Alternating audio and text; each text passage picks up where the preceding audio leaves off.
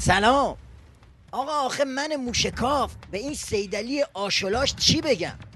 بدبخت فلک زده، با شاتگان گذاشتی تو شیکم خودت، اکبر کوسه رو جراحی کردی، بعد فکر کردی خلاص شدی؟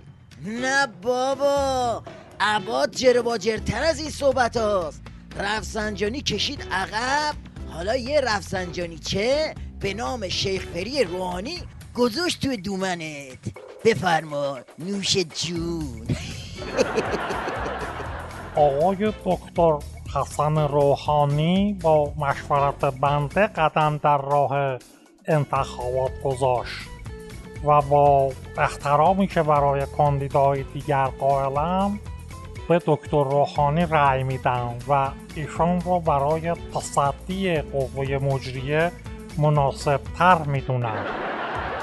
بیا، بعد خیر سرت فکر کردی رفسنجانی تمکین کرده و براش کارت تبریکم فرستادی.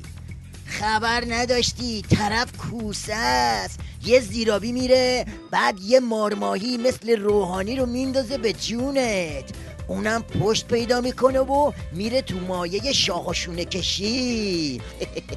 آقایانی که کشور را به این روز انداخته، دیگر مردم شما را نمیخواهند. کشور را به تحریم انداختند و افتخار کردند. دلار را با آرژانتین و شیلی فرستادیم. مسئولین کشور باید احساس کنند که فرمانروای کشور ملت است و بس. آیا می‌خواهید 24 خرداد حماسه افراطیون شود؟ سیدعلی خمار شنیدی چی گفت؟ یه جوری حرف میزنه که انگار خودش از کره مریخ اومده. بابا همه رقم ولی فقیه دیده بودیم، الا این یکی که دماغش هم نمیتونه بالا بکشه. از اون طرف ولایتی بهت خنجر میزنه، از این طرفم تو گل ائتلاف همباندی های خودت مثل خر گیر کردی. بابا جمع کن خودتو جنازه. اینم از حاجی خاتمی که واسه عقب نیافتادن از قافله ویدیو میذاره تو اینترنت و بیجامه عظما رو از یه سمت دیگه میکشه.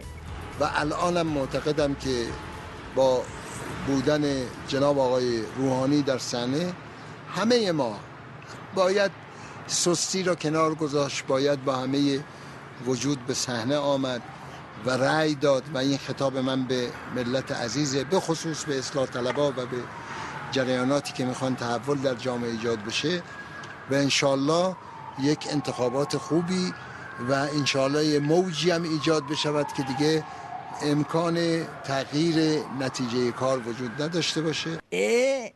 مشتمالی ماساژی چیزی نمیخوای؟ یهو قلنج نکنی.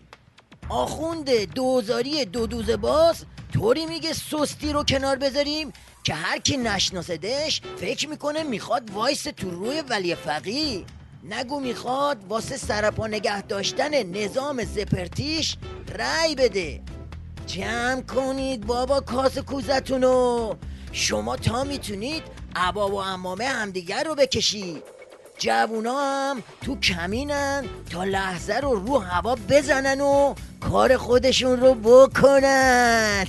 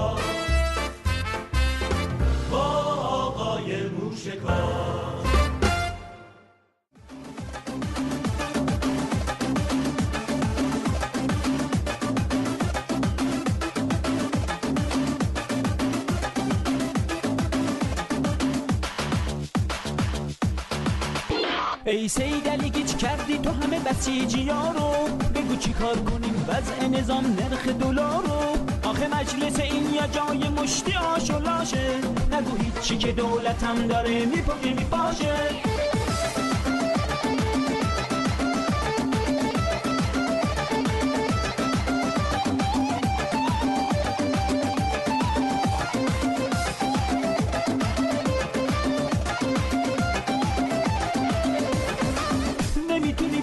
یه لحظه دست و پات همش میلرزه، خاک بر اون سرت بگو چی شده پس اون اتمی ها هسته. انتر گریخته با اون فیس و تریپنش، بری شکن میزنه جلو خانومت حاجی خجسته. یالا یالا بیا ما با هم بزنیم به چاک، سید اوضاع یهو دیدی هممون رو کردن زیر خاک. یالا یالا بیا ما با هم بزنیم به چاک، سید اوضاع یهو دیدی هممون رو کردن زیر خاک. بند نافت و بستی به بشار صد و پیمان فرستادی وسط همسو بکو و برو تو خلب، رسیده جونمون به لب. رد شدیم از شط العرب بستیم با این و اون حلف، خوردیم با مالکی علف. تو عراقم خرمون نرفت آخ امون از تحریم نفت. دل تو دل آقا نیست آخه در اومدن از تو که لیست و بذار در کوزه. کارمون ار و زوزه تو راه انتخابات، باز حضرات هم بلا دلود و بسیجیشو تو پی کمپوت و ساندیز و دعوایی تو بابا بدبختیم اگه بگیره بالا حالا شلوغ بروغ شد دوباره اوضا بیخ شد. جون بابات بگو آخه این دفعه کی میخواد بده نظام و نجات. یالا یالا بیا ما با هم بزنیم به چاک، سید اوضاع یهو دیدی هممون رو کردن زیر خاک. یالا یالا بیا ما با هم بزنیم به چاک، سید اوضاع یهو دیدی هممون رو کردن زیر خاک.